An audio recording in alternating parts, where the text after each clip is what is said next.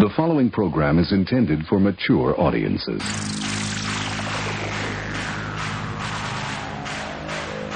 Finally in 2012, four men from across the United States of America and Canada came together to form one podcast, and that podcast became the Basically a Sports Show.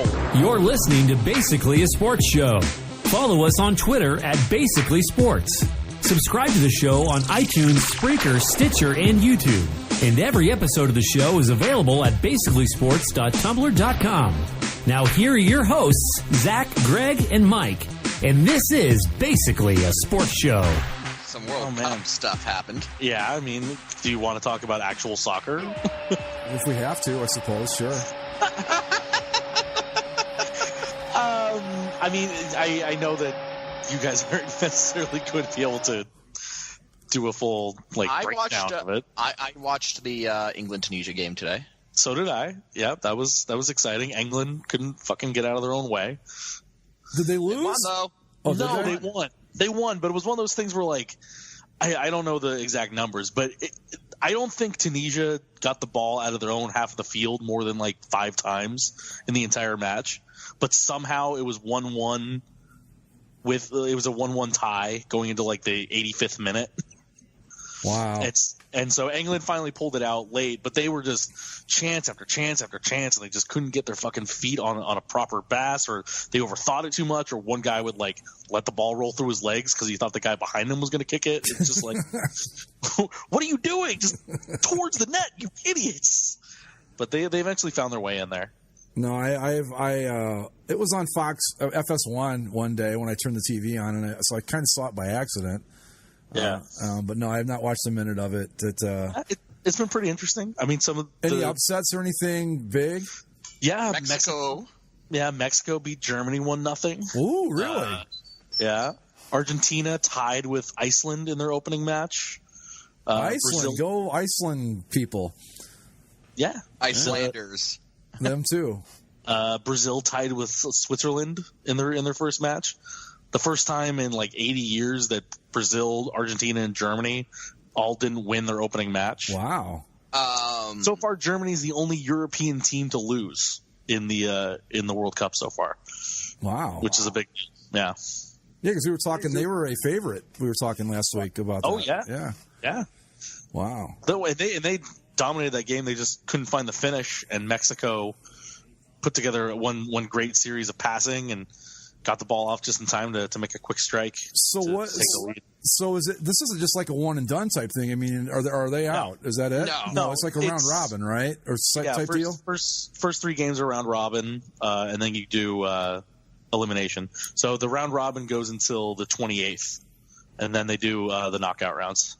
So Germany, I mean, it's not good that they lost, but they're not done yet. No, it's based on who they have left in that group. Germany should still, in theory, move on. But now Mexico is in a position, if they win their final 2 games, they could win the group and have an easier path in the next round. Hey, well, how about that? Has Mexico ever won the World Cup? Nope. Yeah. Mexico has never. I thought they had. No, Mexico has hosted the World Cup. They've never won. I think the farthest they've gotten is the semifinals, I want to say. Well, then I'm going to root for them and Iceland because, there's a huge thing about rooting for Mexico in the United States. If you want to root for Mexico, you can sit on the other bench with Landon Donovan. Oh, but Mexico is his second team. He had it on a scarf. Yeah. Yeah, I read. Sponsored by Wells Fargo. I saw something about Landon Donovan today, and I don't. Of course, I don't follow soccer, so I just saw his name and that he was called an asshole or something, and I thought, Landon Donovan is the most recognizable American soccer player of all time. You'd say, right? I've heard his name, so I'm guessing that's good for something. Right. He's considered to be the best American soccer player of all time. Up to this point, there's a kid that's currently on the team that'll probably surpass him in terms of greatness sooner rather than later. But he's considered the number 1 of American soccer players. And he's currently playing for a Mexican team in the Mexican League, and he put up an ad on his Twitter that was him in like I think it was a white jersey with red and green stripes or whatever, just generic as hell, holding up a scarf that said, "My other team is Mexico." And basically what it was a sponsored ad by Wells Fargo, who he's sponsored by, to say, hey, the United States is in a World Cup, but I'm going to root for our neighbors in Mexico. And some, hashtag slogan was inserted. And so a lot of American fans, some American players kind of called him out on that. And one of the guys, Carlos Bocanegra, who was the captain of the U.S. team for a very long time, Donovan responded to his criticism with like, hey, you grew up in Southern California, in East LA. You grew up among Mexicans. You played with Mexicans. Your family is of Mexican heritage.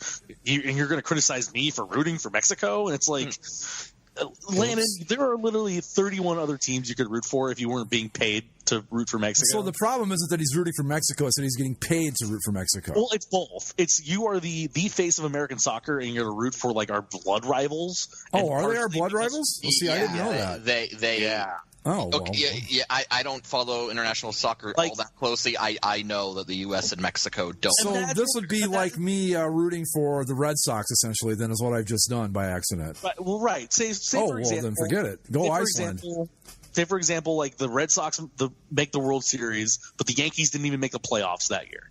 And Derek Jeter, in an ad for MasterCard, says, hey, let's root for the Red Sox this year because MasterCard told me to tell you that. Oh, well, then I retract what I said. I'm not rooting for Mexico because I did not realize that they were our ultimate rivals. Yes. Yeah. No, my bad. Big rivalry there. No, I can't. I can't do that. No. That if it's something I can compare to rooting for the Red Sox, I simply can't do it. So I got to retract that. Go Iceland. Go whoever. Tunisia. Nigeria's in this thing, right? Nigeria, yeah, they lost their opener to Croatia. No, they lost their opener to. They did. Saudi Arabia. Yeah. I'm not rooting for Saudi Arabia. No, they lost hard. That's been the only like real bad game so far. Was the opener was Russia Saudi Arabia, where Russia creamed them 5-0. And the funniest thing of that whole match is Putin's there, obviously, and they show this on the screen several times where it's Putin, and in the middle of Putin and the king of Saudi Arabia, I think it's the king, maybe one of the princes of Saudi Arabia, was the FIFA president, and it's just like this complete axis of evil. and every time Russia scored, they would cut to the shot of them in the box, and Putin would just like throw up a shrug and laugh, and the Saudi Arabian guy would just throw up a shrug and laugh, and it's just like, haha, we are friends watching the football match, huh? Oh, too bad. My country is better than yours. Huh? I might bomb you if this keeps going. It was just kind of a funny look to open the tournament. Well, yeah, like I said, those two countries, I mean, just shining beacons of everything that you aspire to be as a nation. Yeah. Oh, yeah. Let's see. There hasn't been any Sochi level outside controversy quite yet. I did learn stormed the field in any. No, one of the matches was held in Sochi though, so that's good. I learned today that Stalingrad is now called Volgograd. Oh yeah, it's been that since the end of the Soviet Union. So is Volgo a person like Stalin was, or is it just It's the river. Ah, okay. What was it? What is St. Petersburg? What did St. Petersburg used to be? It was St. Petersburg. Right. It started, but then it became something else. And then it Leningrad? it was St. Petersburg. In World War I, it became Petrograd because St. Petersburg was deemed to be too German and the Russian Empire was on the Ally side. And then so they renamed it Petrograd. And then when Lenin took over, when the Soviets took over, they renamed it to Leningrad. Right. And then it reverted to St. Petersburg when the Soviet Union fell. Right. Yeah, I couldn't remember. Istanbul was Constantinople. Yes, that I knew too. Let's see what else. Oh, how can I forget this? The match of the tournament so far was on the second day. Spain and Portugal, where Cristiano Ronaldo had a hat trick, including a incredible bending free kick to tie it late. I think you misspoke there, Zach. It was Spain versus Ronaldo, essentially. Yeah. So what I just heard there with that description of Zach saying Ronaldo, blah blah blah blah blah blah blah. Because he did a bending backflip, free kick, a bending free kick. Okay, let me see if I can guess what that is. Hold on, let me see. So okay, he's got a free kick, right? Yes. I'm going to say that he kicked it. You know what a free kick is? Yeah, you know what a free kick is? I do know what a free kick is. So he's got a free kick, and I'm guessing the bending part of it is he put some sort of cool break on it and got it around the goalie, right? Well, yeah. It with the free kick, they set up the wall of defenders in front of him. Yep. He was able to bend the ball around the wall into the top right corner of the net, and it was just beautiful. So he basically like dropped a curveball on him or something. Yeah. Oh yeah. Yeah. See, so I'm not a complete idiot when it comes to soccer. No. Just mostly. With that hat trick, Ronaldo, I think he tied the European record for international goal scoring. Yeah, with 4. No, it was like 42. Oh, really? That took him like 100 years to get that many, right? No. Sorry. But otherwise, I mean, it's been a really entertaining first week here of the tournament almost. Now, are you going out of your way to watch it, or is it just if you happen to be home and it's on, you watch? No, I mean, because of what time the games are on, I don't get the early games because some of those are starting at like 4 a.m. local time here, and I'm not into that. Right. But like, if I see the next day, like, hey, like Mexico, Germany, for example, it started at 8 a.m. on Sunday. Okay, I'll get up for that. That seems like an interesting enough game, and I'll watch it. And then when I'm at work, I just throw one of the games on my second screen that I have. And then I do my work on the other screen. And like today, England-Tunisia was at 11 a.m., so that was great.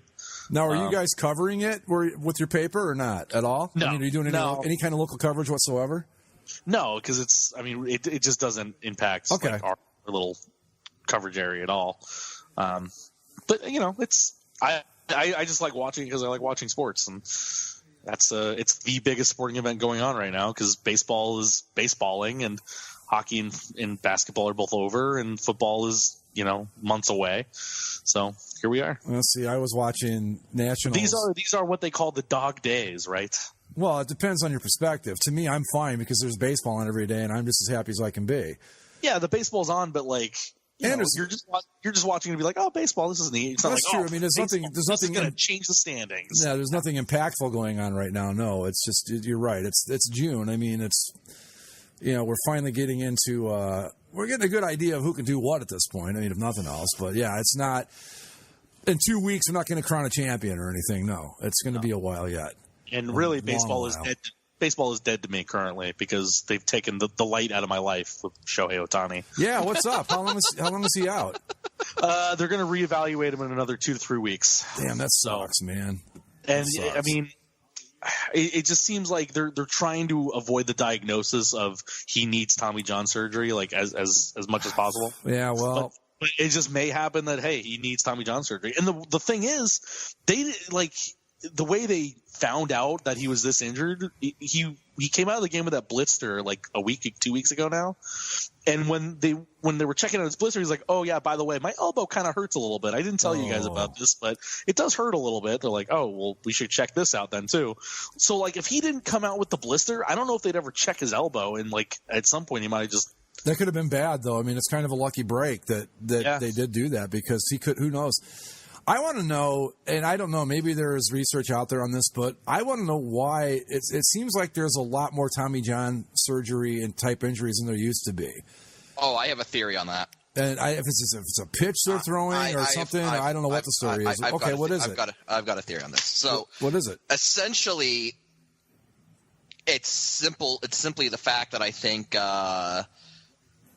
when kids are at the high school level, they're basically getting their playing time. If you've got a kid who actually has like low raw talent to make it to the majors, right. Like he's getting used almost nonstop at the high school level. I'll go along with that. Yeah. And so basically, by the time he gets into the minor system and then works his way up into the majors, he's already got more mileage on him by the time he's a rookie than they had in the past.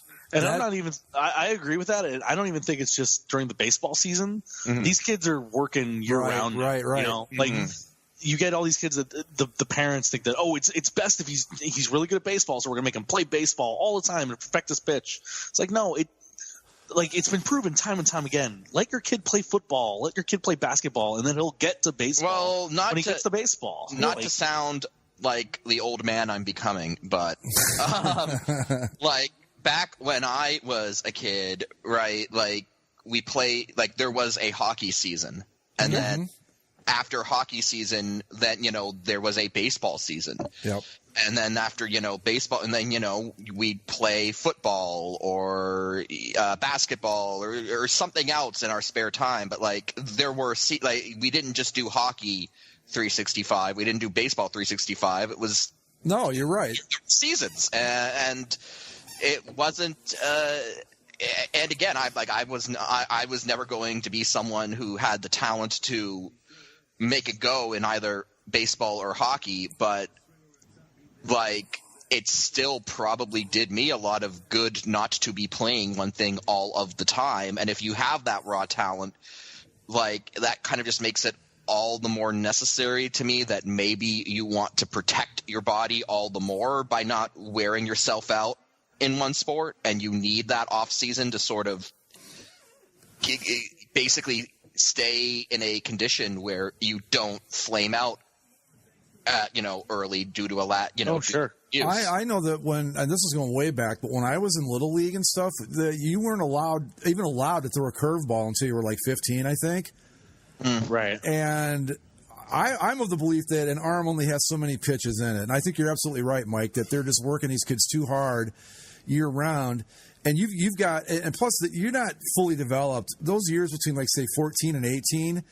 Hell, the average male human body doesn't stop fully developing until 25. Right. So you've got these kids that are and they're throwing pitches that they shouldn't be throwing.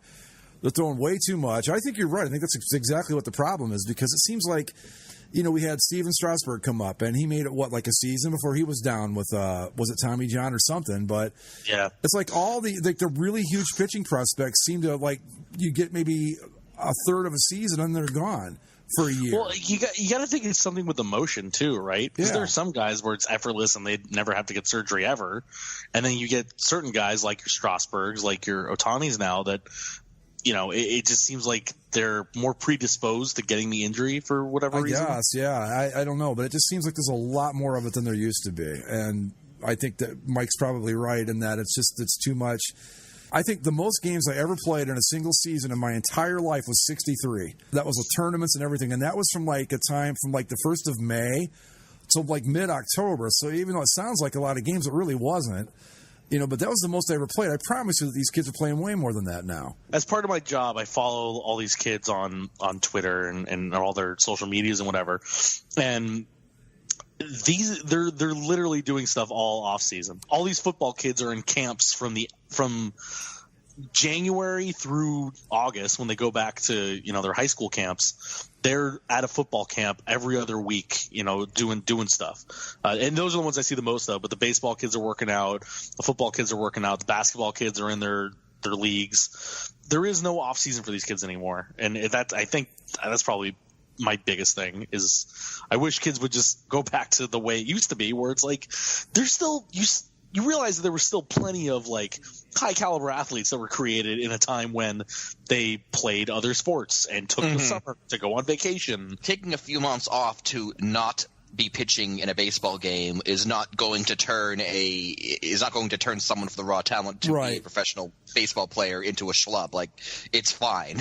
It shouldn't be a full-time job at this point for these kids, and I think a lot of times it is. It's a with the camps, I mean, in every sport, too, I don't know which one's the worst. I'm going to probably say basketball probably is the biggest offender of being a year-round, 24-hour-a-day, 7-day-a-week gig type thing. Football's right behind it. I think basketball is just easier to do, to organize, but football is definitely right there at this point, especially in maybe not everywhere in the country, but especially in California, in Texas, in Florida. Those places are it's just not. I don't even think it's fun for some of these kids, honestly. Probably not. to work as much as they do on this stuff. They did a South Park episode about this. They're all on a baseball team, and they desperately want their season to end, but they accidentally keep winning. And so they keep going into like these different tiers of competition. They have to hey, kids, you get to move on to the semifinals. Stop!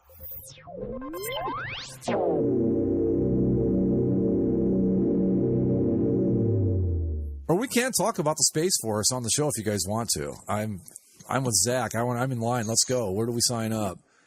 Your empire needs you. Yeah, the Space Force. I don't care. No. It's him trying to make another distraction. Hey, people are talking bad things about me. We're gonna make the Space Marines. Oh, really? Well, cool. Space Marine. You can't really have Space Marines, can you? Because doesn't Marine imply like that you're? Well, the Space Marines are like a thing in like fiction. Like, yeah. Well, I guess you could be a Marine. I mean, you could be like on Earth dealing with like nautical stuff, and then in space, sure, you could be a Space Marine. We had Space Marines in technically, when you get up into space, like the ships are the Navy. Yeah, right. And like in Star Wars, like the Imperial fleet is referred to as the Imperial Navy because it's like you're on a ship, and same thing in like Star Trek. Like in Star Trek, all of the ranks are based off of naval ranks. Right, and Star Trek Enterprise they actually had Marines on board in the original NX-01 Enterprise. Yes. Yeah, the Makos. Yeah, the Makos. Right. Yeah, exactly. I'm sorry, but that show was way better than people give it credit for. Yeah, it's pretty good. I mean, some of it was downright sucked, but when it was good, it was really good. It never could find when it finally found its footing, they took it off the air. Which I think if they'd given it one more season, it could have been great. But whatever. I digress. I do want to join the Space Force, though. I'm probably too old, but I would. It's just funny because didn't he also like try to defund NASA? Yes. Well, yeah. Yeah. So you want to defund NASA but make a space. How do you plan on getting the Space Force into space? Well, his good friend Vladimir. There you go. Oh, that kills me. I hate that. That we have to use the Russians to, like, if we need to get anybody to the space station or whatever, or we have to use the Russians. Come on. That's embarrassing to me. It is. I mean, I'm such a huge NASA fan, and to defund it, and you know what? I'm gonna. This isn't like a liberal versus conservative thing with me because President Obama gutted it pretty good too. So it's not a partisan thing here. But anyway, I will join the Space Force if I'm allowed to. So Zach, you won't be alone. I'll be there too. We'll be cruising around in the Trump Falcon, doing our thing. No, see, I just want to follow the Han Solo version of it, where I join the Imperial Space Academy, and then I drop out once I learn how to fly. Yeah, and then I can just get my own ship. Like what was that movie? It had Lou Gossett Jr. in it. Officer and a Gentleman. Where he's like, we're going to teach you all how to be pilots at United Airlines. Same idea, basically. I mean, you say that, but didn't Zach remember? Like, didn't Han Solo? Didn't he end up spending like 3 years in like the army after that? Yes. No, wasn't it 3 months? Was it 3 months? Like they never really. I thought it was years. Maybe it was years. I know they put it up on screen. I didn't commit that part to memory. Probably years. I've yet to see Solo. But you know what? I don't even care about the spoilers. I have to ask about the Kessel. None of it's a spoiler because it's all a prequel. Yeah. But the Kessel Run. What the fuck is the Kessel Run? I mean, I know what it is. They actually explain it. What is it? The Kessel Run is what it is there's the spice mines of Kessel. Right. And the planet Kessel is in this space cloud, I guess. And this cloud is made up of like carbon asteroids and stuff. Mm-hmm. And there's only one navigable path through this cloud that is like it's like the eye of the storm sort of idea where like everything else is chaos and lightning storms and space monsters and asteroids, and it's like it's impossible to navigate. So there's this path that is known as the Kessel Run, which goes straight through it.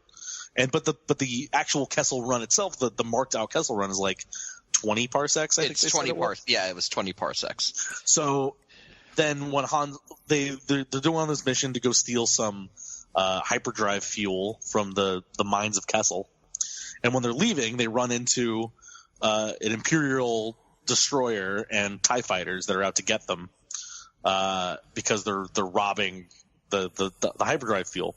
So Han Solo takes control of the Millennium Falcon and dives it into these clouds of things.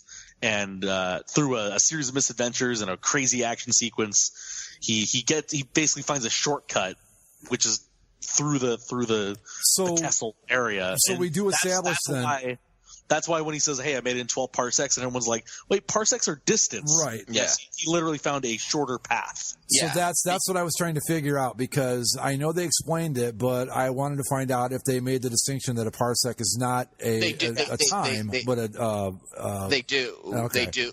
They do, basically, because the only safe way to make the Kessel Run is 20 parsecs. But he made it through all of like the chaos in the space storm that surrounds Kessel and managed to do it in 12, and so he pulled the Kessel Run off in 12 parsecs. So it really wasn't the ship so much that pulled it off as it was Han. Well, the ship, he couldn't have done it with any other ship. Okay. Yeah. All right. I will say that whole Kessel Run sequence, despite like I hate when they do like here's how he got his name, here's how he met Chewie, like, checking the boxes, here's how he got his blaster. Right. Normally I would hate that crap, but the Kessel Run is legitimately one of the most exciting action set pieces in all of Star Wars. Cool. It is really fun. I love the line though when he's like, he pulls off this move during the run, and he's like, "I learned this from my good friend Needles, the best street racer on Corellia, until he died doing this." Like, I don't know, that cracks me up. Yeah, no, and you get some classic Star Wars moments in there, like the Falcon, like you see in all the previews how the Falcon's all really nice, right, Greg? Where it's all nice and shiny. Yep. This is why the Falcon gets trashed. It's because he tries to force it through this crazy gravitational space monster carbon asteroid. Well, yeah, because when we were talking about when the preview first came out, you even brought it up. You're like, how did the Falcon go from being like this shiny, pristine, brand new ship to like a piece of junk in such a short amount of time? Han Solo destroys this thing. Okay. Also, since you don't care about spoilers, Greg, Lando, who is the owner of the Millennium Falcon in the movie, he's got a cape closet, which is the greatest thing. Get out of here! Does he really? Yeah, Lando has a cape closet. I need to know what Han did with the cape closet once he was in the Falcon. Wow. Did he at least like give the capes back to Lando? I gotta know. Did he just dump them out an airlock? A cape closet. Yeah, and there's even a scene where Lando like vlogs, and it's amazing. Yeah. So could any character could any character in any movie franchise other than Lando Calrissian get away with a cape closet? Where you wouldn't look at it and go, "What the fuck?" Where you're like, "That's cool." They call out on it, like Han's love interest is like, this man it's like he's got a lot of capes, and Han's like, yeah, maybe too many capes. I'm just saying, anybody else, and the whole reactions to that's different. But with Lando, you're like, that's cool. Yeah. Yeah, I got to see it yet. I haven't seen it. I don't do the theater much anymore. I don't like it. I don't agree with it, but I accept. Yes. That was it was a really fun movie, and I'm kind of bummed. I'm bummed that it didn't work out as well either. What, the movie? It's not doing super well at the box office. Well, I heard that, like, if somebody used a baseball analogy, and they said that, like where, Force Awakens or even Last Jedi were like a home run, this was a solid double, is what they refer to it as. Yeah. Yeah, it's a double that, you could even potentially stretch into a triple if you had the wherewithal. But it's just like, it does great characterizations of the characters maybe it doesn't particularly expand on Han too much, but you learn a little bit about Chewie, a little bit about Han. You learn a lot about Lando and how he's basically just talking out of his ass, like the entire time you've ever known Lando. I will say that there was one thing I didn't care for in the movie. Well, two things, but they're basically the same thing. Is I hated how they tried to explain Han's last name. Like, yeah. I heard that there was like a takeoff on Solo, like space low. No. It's worse. Like it's worse. Yes. he couldn't just be, hey, I'm Han Solo. They couldn't just like. be, I mean, look. It's worse than using some sort of goofy, like, oh my god. Oh, well, it's like that. It's like that, but it's worse than the example you're giving. My argument is that it's fucking Star Wars. People have weird names all the time. Yeah. Han Solo is fine. Like, hey, what's your name? Luke. And what do you do? Well, I'm a tightrope walker. Oh, are ya? So you do this high up in the sky, do you? so you walk in the sky? Yes, I do. I'm going to call you Skywalker. Basically, the scene is Han is getting off Corellia because basically they established that Corellia is a shithole essentially, and he's getting out, and he goes to sign up for the Imperial Academy, and they're like, all right, what's your name? And he's like, Han. And the guy signing him up is like, well, what's your last name? Who are your people? Who are your people? I have no people. Oh, you're alone, huh? Oh no. And then he just types in Han Solo. Yeah. Oh no. And it's like that he just have him be Han Solo because it's fine. And then there's a scene where after he's met Chewbacca, he's like, "Oh, what's your name anyway?" And it's established that Han understands Wookiee. He does speak Wookiee in the movie, which is pretty good. But there's a scene where you have Han Solo just go, but Chewie tells him his name, and then Han goes, "Oh, Chewbacca. Well, I'm going to need to give you a nickname." And it's you call him Chewbacca. You don't and is really Chewie a really creative nickname for Chewbacca? It's a hockey nickname. Yeah, it is. It is. A friend of the show McCarthy brought this up in the Star Wars thread. It's like, we didn't need to see a scene in A New Hope, right, where someone goes, Lucas Skywalker, huh? Well, I'm going to shorten that to Luke from now on. No.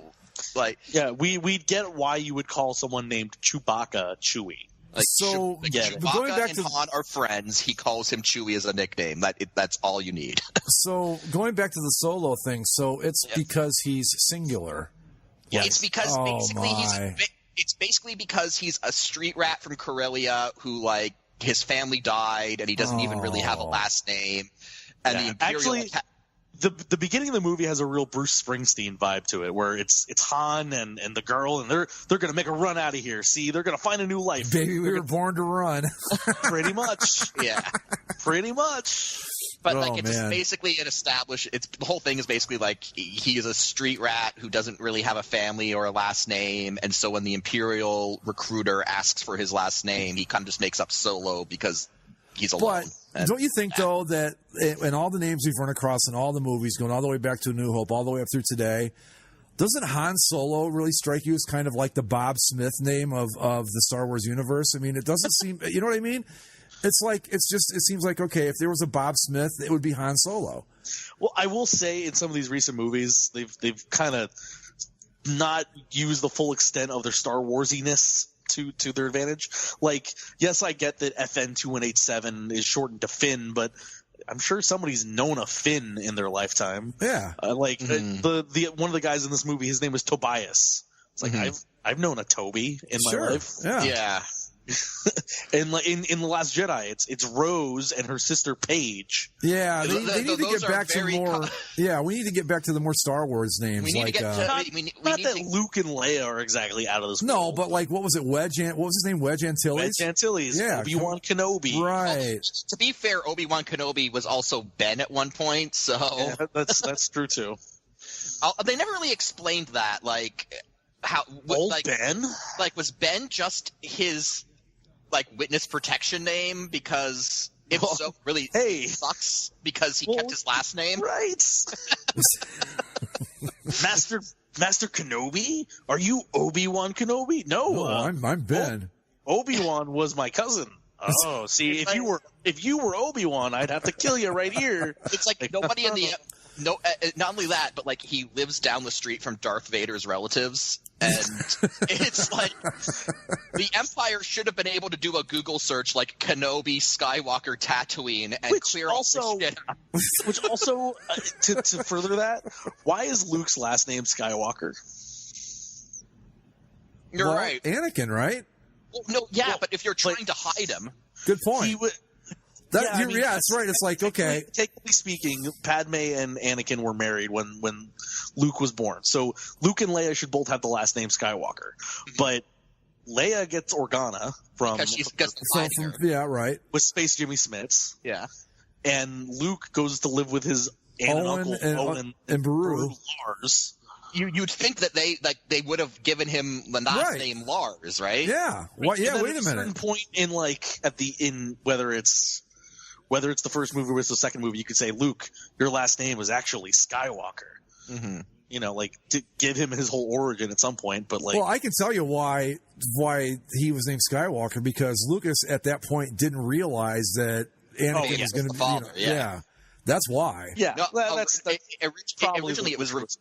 I mean, it's basically been revealed that while Lucas was writing the rough outline to what became Empire Strikes Back, he realized that Luke's father was kind of an unnecessary character, but he also had no real idea to flesh out who Vader was.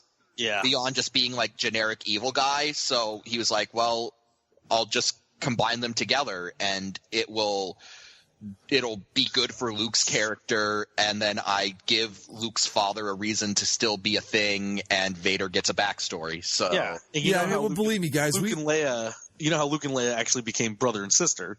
Yeah.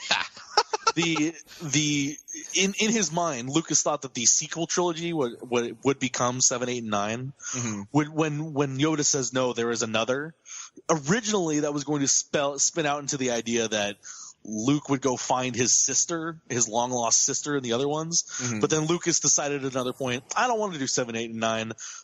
Who's the only other girl that we have in the entire story? Oh, I guess Leia's a sister now. Well, it's interesting because originally, and this is getting super nerdy that I know this, but like originally the movie that became Return of the Jedi, was like the Empire wasn't even going to be involved. It was entirely going to be Luke leading like the Rebel Alliance to fight off Boba Fett and Jabba to get Han back. And then the sequel trilogy, 7, 8, and 9 was going to be where they introduced Palpatine and Luke would find his long lost sister and then he'd take down the Empire. And then so like originally 6 was going to be like Luke versus Boba Fett to get Han back, and then he would go on to fight the Empire and find his sister. And then when Lucas decided he didn't want to do that, he was like, we'll make Leia his sister. Boba Fett will get killed off in the first 15 minutes, and then we'll Boba Fett's still stuff the Empire. Boba Fett is still alive. He's just in the stomach of the Sarlacc. Yeah, and suffering a painful death of 1,000 years. Well, and it's legends now, of course, but in the old extended universe, it was actually canon that Boba Fett like fought his way out of the Sarlacc and lived. I want to go back. Yeah, because they are making a Boba Fett movie, and everyone thinks it's going to be like a prequel. But what if it's not? Like, what if it's just like? Well, he had the rocket pack. The opening scene is him like putting his hand out of the Sarlacc. He's got a rocket pack. How hard would it be to hit the button on the thing and fly right the fuck back out? I'm just saying. Well, he did because his jetpack got busted when he flew into the side of the ship. But then he hit the ship face first. No, he hit it back, right? Well, either way, but it wouldn't be that big of a stretch for him to say, or for the writing to go, hey, you know what? While he was in there suffering that painful death of 1,000 years, he had time to fix his backpack, and off we go. I mean, come on, he's got plenty of time. But I want to go back to the original There Is Another. If you remember, it wasn't There Is Another Skywalker. Obi-Wan says he was our last hope, or our last chance, or whatever, not our last Skywalker. And Yoda goes, no, there is another. So at that point, I remember when we were like at... was it on Empire? After that, everybody was speculating, could it be Han? Who could it be? No one thought it was going to be Leia. No one. It was like, could it be somebody else that we haven't seen yet? But it wasn't a given that it was going to be a Skywalker. Is what I'm saying. The whole thing, though, is that Return of the Jedi is basically a mashup of the original third movie idea smashed together with plot points from what was going to be 3 other movies. Yeah. And so, Leia became the sister, and Boba Fett's death was rushed, and then... Well, we've seen that happened. Probably good, because when left to his own devices, we've seen what George Lucas can do, and not the best idea. What was I going to say? We don't want to start, shining the light on the Star Wars stuff too brightly anyway, because then you start running into all kinds of problems, like TIE fighters, for example. Worst designed fucking fighter ship ever. You can't see out the sides of it. Think about it. I'm just saying. And why it's like. It's TIE because it's twin ion engine, but they look like bow ties. They look like bow ties. There's only one exhaust port. I always thought it was I always thought they were called TIE fighters because they look like bow ties. That's what I thought too. Yeah. Yeah. Well, no, everything has a reason. Yes. I don't know. For better or for worse. I liked Solo. I mean, we're talking about Solo, and Greg doesn't care about spoilers. Should we talk about the surprise appearance near the end? Sure. Why not? Darth Maul shows up. Oh, I already knew that. Oh, okay. Yeah, it's revealed that the Emilia Clarke, her character Khaleesi.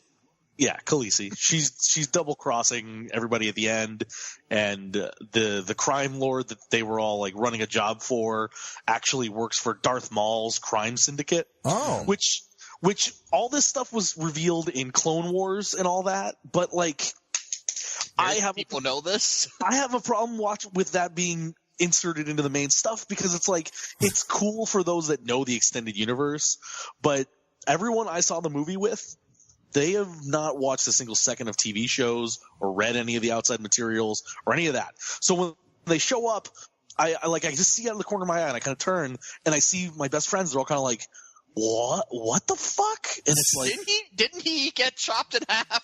And then when we go outside, everyone's like, they're like getting all mad. And I'm like, guys, just everyone line up, circle around. I will quick. I know. I sit down, boys and girls, and let me tell you the story of Darth Maul. Have you ever heard the tale of Darth Maul? First, he comes back with spider legs. Yeah, he gets robot spider legs, then gets real robot legs, then becomes a crime lord. Does he really come back with spider legs? Yes, he does. Oh wow, that must have been weird. Yeah, and then over time he falls from grace as a crime lord, becomes a hermit, finds the kid from Rebels, tries to turn him to the dark side, eventually finds his way to Obi-Wan Kenobi, has a final duel, and dies. So that's the thing too, is in the cartoon show universe, he's already dead. His story has been given a complete arc, and then to throw him into Solo for a bunch of people that probably didn't 85% of the people seeing this movie had no idea that he's still alive. Mm-hmm. Yeah. And so everyone was just confused. And you have a bunch of people like me being the real, actually pushing my glasses up my nose. And it's just, I get it's cool that you're trying to connect the entire universe and expand it and make that's it awful. a widespread story. It's cool, but the Darth Maul spider legs. Oh, yeah. It's just, it's not useful. It's also I think you said it, Zach, on the boards, there's room to do another Solo movie, because there you could still tell at least one more story between. I guarantee you they had a trilogy plan where it's going to be just the Han Solo adventures, and it's which would be cool. But the way this ended, you said it best, Han Solo and Darth Maul should never cross paths. No, no. Sometimes you go too far with the. Just try with the fan pleasing moments like that. Well, and and the other thing throughout the movie, the Woody Harrelson character alludes heavy-handedly a couple times. Hey, there's a job with a big-time gangster on Tatooine after this one's over. Yeah, that would be Jabba, right? Yeah, right. Yeah. But that's the thing too, is you assume that Han, when we see Han, that he's done multiple jobs for Jabba. So I guess you would assume that this would just be the first one. Mm-hmm. But I don't.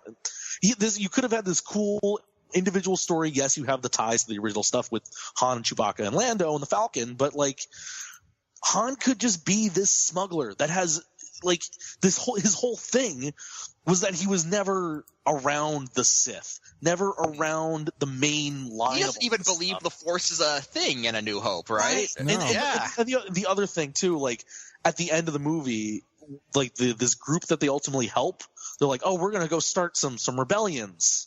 Mm-hmm. And it's like, it's not like the rebellion, it's the low level, like local rebellions that eventually grow into the capital T, capital R rebellion. Mm-hmm. But you don't need that either. He could just be a smuggler, avoiding bounty hunters, trying to live on the edge of society. Like the whole thing that like, because now that I've realized it, like you're right, Zach. Like Darth Maul and Han Solo should never cross paths because what's good?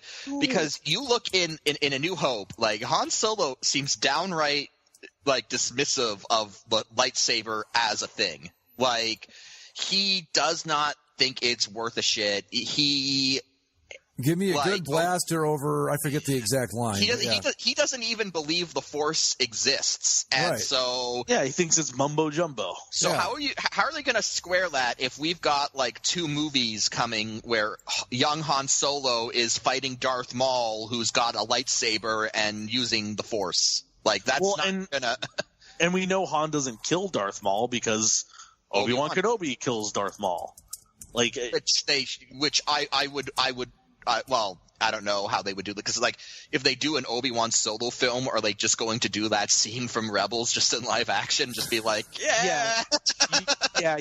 wouldn't be able to do that. Like, and that's the thing too is like, are we going to get into retelling things that we've already seen in the cartoon?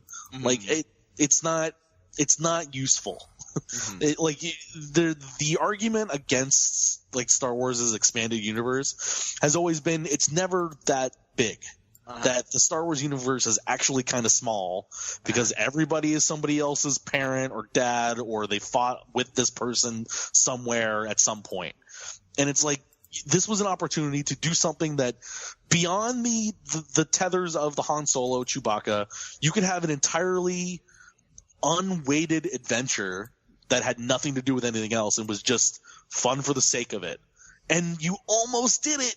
Until the end, when it's like, oh well, this stuff will go to the rebellions that we're starting, and oh by the way, here's Darth Maul, and it's like, and no, now we're gonna go see Jabba. Like no, without that stuff, I really do like the movie. Like we've said, it's really fun. I encourage any Star Wars fan to go see it. It's a good time for a couple hours. But there are the little things that kind of tweak me on it, where it's like, hey, this whole movie's good. This is unnecessary. Take that out, and you're great.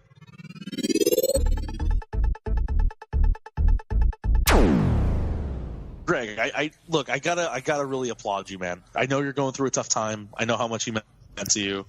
The rapper XXX Tentacion was shot and murdered today in Florida, and I know it hits close to home for you. You were a big XXX head. Probably my favorite band, right behind Led Zeppelin, I would say. It's a person, not a band. Yes, yeah. I mean, you must have loved his last album, which was I liked his earlier stuff when he was funnier and hadn't sold out yet.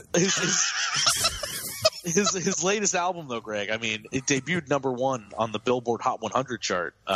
Okay. And you know the name of his album. It was a question mark. That's what I mean. He got pretentious towards the end there, which I don't dig that out of my rap. I want it to be not pretentious.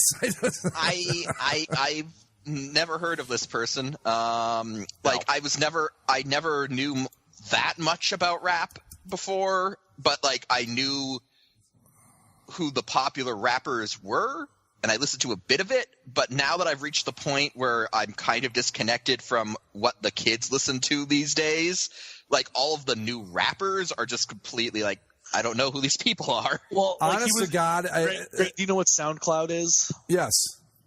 He got big via SoundCloud. Yeah, we were actually going to. These like rappers have started to get their play recently. Most of we were actually going to start putting this show on SoundCloud, but it's too big, and to keep a an archive up there would have cost money, so we didn't do it. Yeah. But he got his start on SoundCloud. He rapped about things like suicide and depression and made a song in the wake of the Parkland shooting. All nice stuff. But at the time of his death, the 20-year-old was facing 15 different felony charges at the time of his death, including aggravated battery of a pregnant woman who was his girlfriend. Oh, good.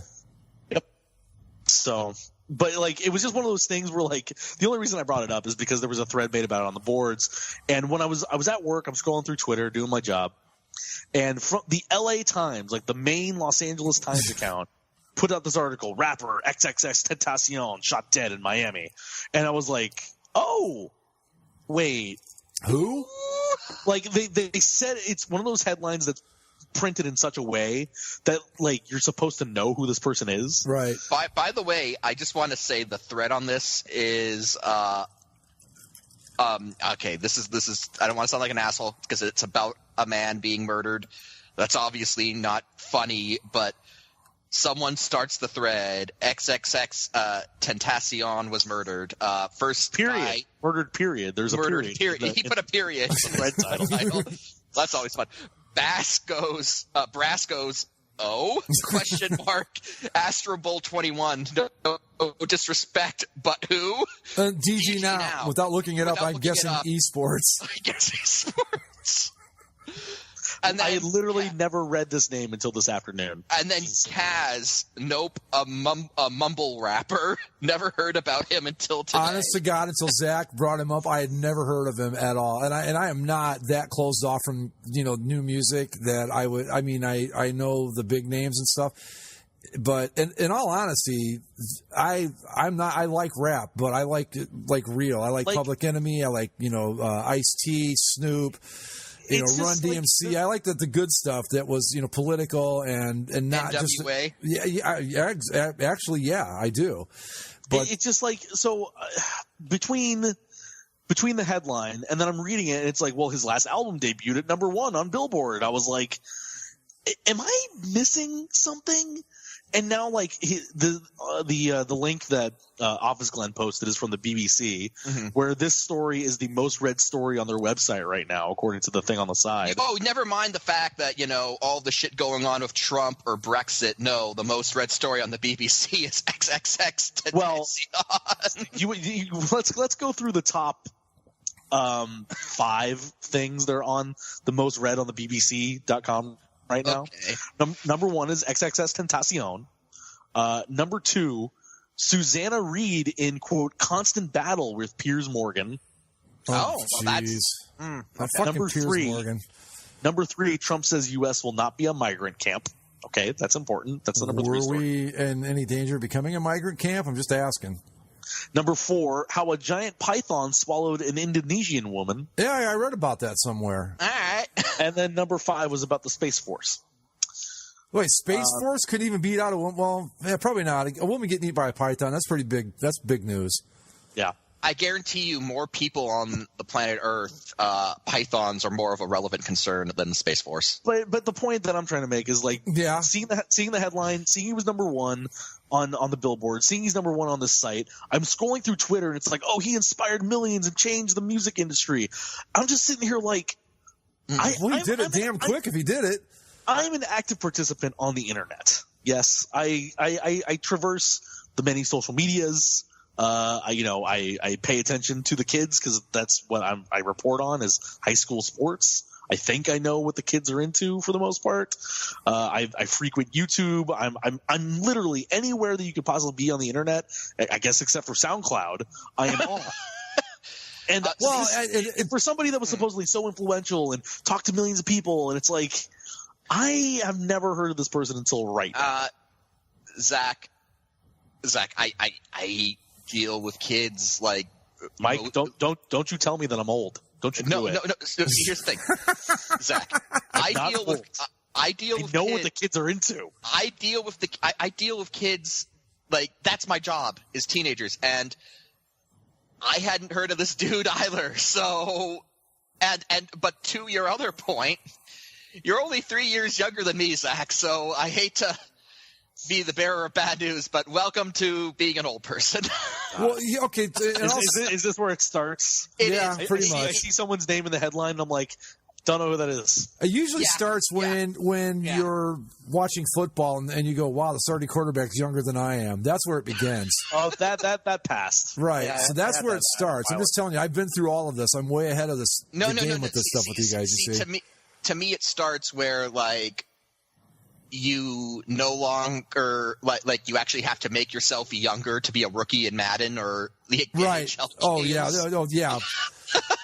My birth date, I don't think it's even listed anymore. And midnight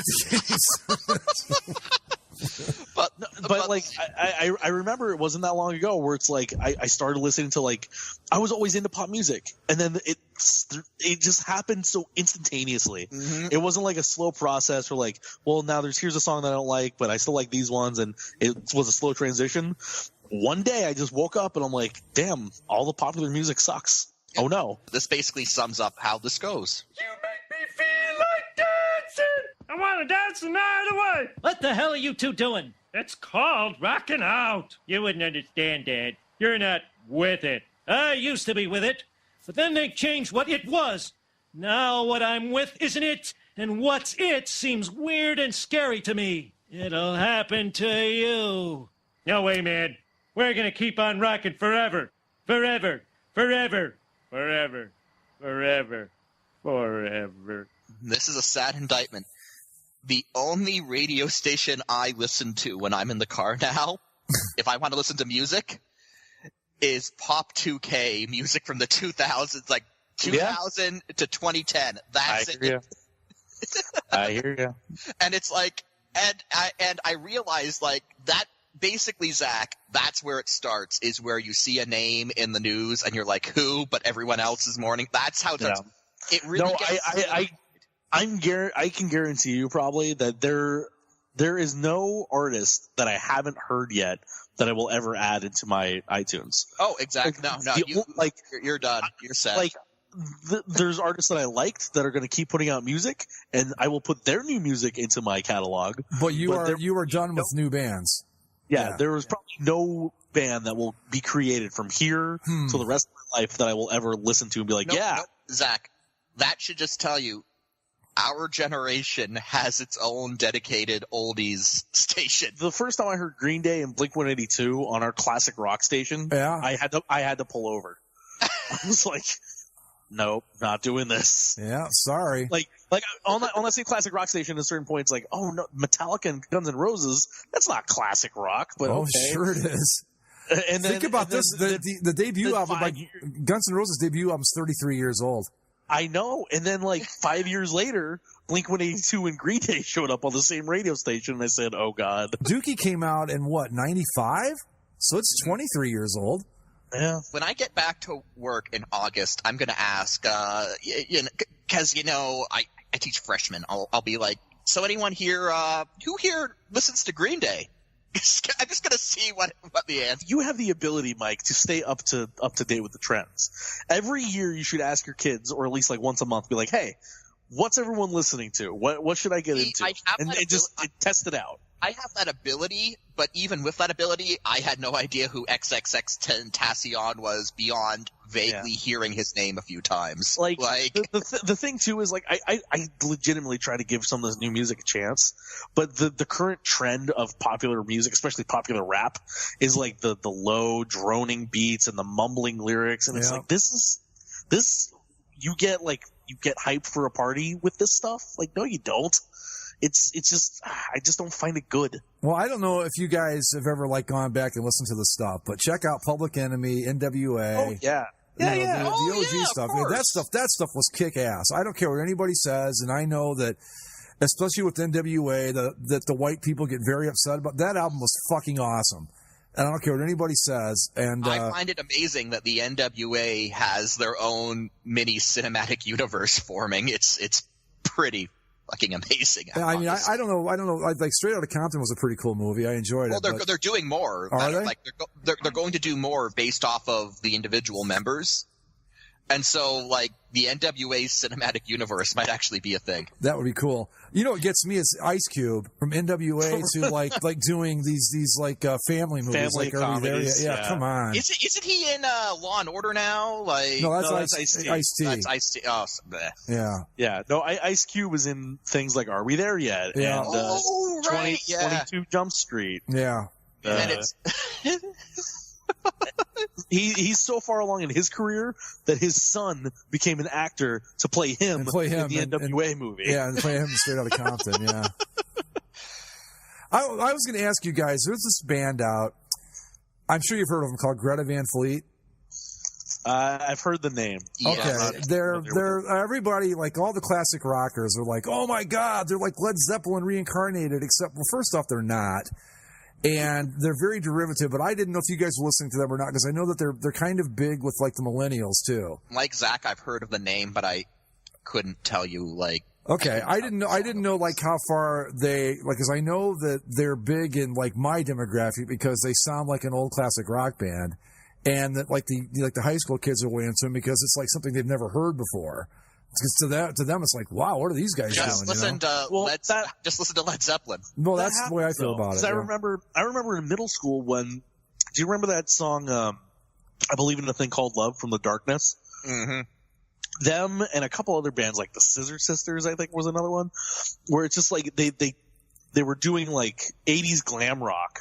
And it's like, this is what old music used to sound like. They're a new band that made it like a quirky song that people latched onto. Look, the best band in the world is Electric Six, and that's how that is. No, dude, the best band in the world is the Electric Amish. But I'm with Zach. I've reached the point where I'm pretty much set as far as who I listen to goes. Yeah. I've even got my own little quarantined section of, the radio waves where, again, I'm just listening to music that was around when I was a kid. The other way that I've become an old person is that I just don't listen to music anymore. I just listen to podcasts. I listen to, talk radio essentially. That's another sign too, Zach, of getting older, because that's what happened to me. It's not talk radio, but podcasts. That's essentially what it is. Podcasts are awesome, though. I mean, it's like you can find something that's suited specifically to you. I've started listening to and this is a real old person thing. I've started listening to a podcast called Archaeological Fantasies. Oh God! And it's basically, Is it an NPR podcast? No, it's not NPR. But it's these two. You sit there in the morning with your tea and your paper. You just start doing your crossword puzzles. Well, we would all have to talk like this. Yes. Welcome to basically a sports show. Oh, dude, that's way too excited for NPR. Welcome to another exciting edition of basically a show. Basically a sports show, where today we will explore the interesting timing of Barry Trotz resigning from the Stanley Cup champion Washington Capitals. But before we get to that, we're going to talk about the apples blooming in Vermont. That's NPR. That being said, do you guys want to talk about Barry Trotz? Well, we probably should, since I brought it up. But and we can wrap it up from there. Because there was a lot of basically in this edition of Basically a Sports Show, not a lot of sports. Fine. That's okay, It's the summer, whatever. I like when we go off the rails on this kind of stuff anyway. The show is called Basically a Sports Show. So right. The way I understand it is that Barry Trotz had it in his contract that so his contract was expiring at the end of the season. But he had it in his contract that if they ever won a Stanley Cup, he would be he got a 2-year extension automatically. Yeah, and a $500,000 raise. Yes. And so they win the Stanley Cup, and so you think, okay, well, that's the 2-year extension. Mm-hmm. But apparently, and it did officially kick in because of that. It did officially kick in, but they couldn't agree to the terms apparently. Because the raise was going to be $500,000, but he thought, based on what other Stanley Cup champion coaches are making around the league, he thought he needed more money. Mm-hmm. And basically was like, so this is great and whatever, but I want more money because look at my contemporaries now. And the Capitals were like, well, you negotiated this contract as it was 4 years ago, so if you don't like it, you can leave. And he left. And he left. Oh, wow. See, because I didn't read any of the articles. I just saw I saw a thing that the headline basically said Barry Trotz steps down, but he had 2 good reasons. And I thought it was going to be like, okay, he wants to spend time with his family, blah, blah, blah. I guess the 2 good reasons were he got screwed twice, and that's why he quit. I didn't know that. That's, wow. You got to be all sorts of... The other thing with it was, like, the Capitals didn't seem interested in negotiating his contract at all this season. Mm-hmm. So even if he hadn't won the Cup, it seemed like one way or another this was going to be Barry Trotz's last season in Washington. Because either he didn't win the Cup and they just said, all right, thanks for your time, see you later, or he did win the Cup and it's like, you guys treated me like garbage for a couple of years now, and I want to be properly compensated for the stuff you put me through and now being a championship coach. Mm-hmm. And they were like, well, no, you negotiated the contract as is and we're happy with paying wow. you less. I totally misread this whole thing. I thought it was more like, hey, I won the Cup, I'm going to step down. Wow. Well, you got to be 8 different kinds of stupid to let a Stanley Cup winning coach walk away. I mean, especially when you're a franchise like the Capitals, that took you a while. It took you a while. Might not happen again. Yeah, and the other thing too is that they're not going to look far. They already know who their next coach is going to be. They've been grooming the assistant coach there, Todd Reardon, for some time now. I was going to say Randy Carlisle, but okay. Well, hey. Bruce Boudreau, come on down. if they want to make a switch and give them Randy and we'll take Barry Trotz, I'm game. Yeah, I bet you would. I've heard a lot of Lightning fans being like, maybe we could get Barry Trotz. Like there is a anti-Cooper sentiment here, which I touched on earlier. But yeah, hey, you know what? I can't argue with John Tortorella's success here with the Jackets, but I'd take Barry Trotz over him. Well, the thing about John Tortorella, and this has panned out pretty much everywhere he coached except Vancouver, where it was a complete dumpster fire from start to finish. Yeah, has he tried to fight anybody in the hallway yet? Yes. Well, not exactly, not like he did in Vancouver, but there have been some moments, yeah. Oh God. But I'm serious. I'm not just making that up. but basically, like as I said, this has been a thing where there's a pattern of John Tortorella where he's pretty much a hard-ass coach, and he's like, I'm going to work you hard, but if you listen to me, like, I'll get you where you need to go. And a lot of guys buy into that, and it's good for a few years. Maybe 3 to 5 years, but then after that, everyone just starts tuning him out because it's like, oh, like, enough of this, you fucking asshole. I think you get young players where that stuff works, and as they get older, more established in the league, it doesn't work anymore. It's kind of the Jim Harbaugh situation. Yeah, I mean, in any sport, I think it's the same thing. But I mean, I was going to say Jim Harbaugh situation would mean he'd be a great college coach, but yeah. So the thing with Barry now is because this is so late in the offseason, there's only two things that can happen at this point.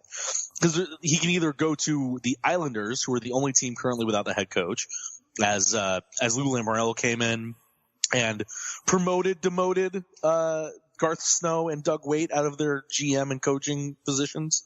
The Ducks, oh God! Who was Garth Snow was the coach? No, he was the GM. Garth Snow was the GM. And Doug Waite was the coach. And Garth Snow, by the way, his previous job before that was Islanders backup goalie, and he'd been their GM for it must have been 12 years. 12 years. Yeah, and he was the backup goalie, went basically straight from the ice into the front office. He basically walked off his last practice and walked into the GM chair. Well, yeah, because he was back up with Philly for a while too, right? Garth Snow? Yeah. But anyway, in his time, he was a terrible GM, and it's a miracle that he lasted as long as he did. Well, because the Islanders have some talent, right? I mean, I know that John Tavares is a free agent, I think, this year. Yeah, and that's kind of why the Islanders would like it. It sounds like John Tavares, his situation is different by the day. One day it's Toronto, John. Right. One day he's going to test the free agent market, and there's so many teams that would offer him all the money in the world. Or he's like many hockey players. Greg Wyshynski of ESPN puts this theory out there that hockey players like to stay where their stuff is because they don't want to move their stuff. And right now, John Tavares' stuff is on Long Island. And he doesn't really, he could very easily be persuaded into staying there. Like there are guys that are on perennially losing teams that just we're good Canadian boy. I don't want to move. Shane Doan. Oliver Ekman-Larsson signed a deal to stay in Arizona too. Shane Doan, who stayed in Arizona and then got like some rare disease that hadn't been seen since like the Gold Rush days, like mountain disease or something. It was weird. So, but it still seems like the Islanders kind of need to convince him, and signing Barry Trotz would be one way to do it. Or the other thing besides the Islanders that the rest of the league would do is everybody has either hired a new coach or given a vote of confidence to their current coach. So you can fire somebody, like the same in which you hired them, or said, no, we're firmly behind, insert Randy Carlyle's name here. I think if he doesn't go to the Islanders, he'll be the name like that pops up if anybody gets fired during the season. Sure. He's in a great position. Sure. He's going to be the next job he shows up, and he's going to be wearing a Stanley Cup ring. That's not a bad thing to have. The rumor that I've heard is that he might sit out a few years and then take the Seattle job when that opens. God. Well, hey, they're going to hand him a cup contending team, so why the hell not, right? Yeah, right. Yeah. I mean, I don't know. I don't really blame Barry Trotz. Like, at the same time, like, again, the guy won a Stanley Cup. He deserved to be compensated as such. And I agree. Honestly, I think if you're the Capitals, I guess it sucks from the business side of things because it's more money you've got to pay out. But at that point, you just say, yes, sir, how big would you like us to make the paycheck? So, I don't like, too, that, I mean, they finally win that elusive cup, and a week later, we've got this. How many championship teams have dropped a major position player or a coach and then repeated? It doesn't happen all that often. On that note, folks, we're going to wrap it up. You can follow us on Twitter at Basically Sports. Subscribe to the show via iTunes, Stitcher, Spreaker, and YouTube. And hey, smash that like button, bitches. We will see you next time. Thanks for tuning in.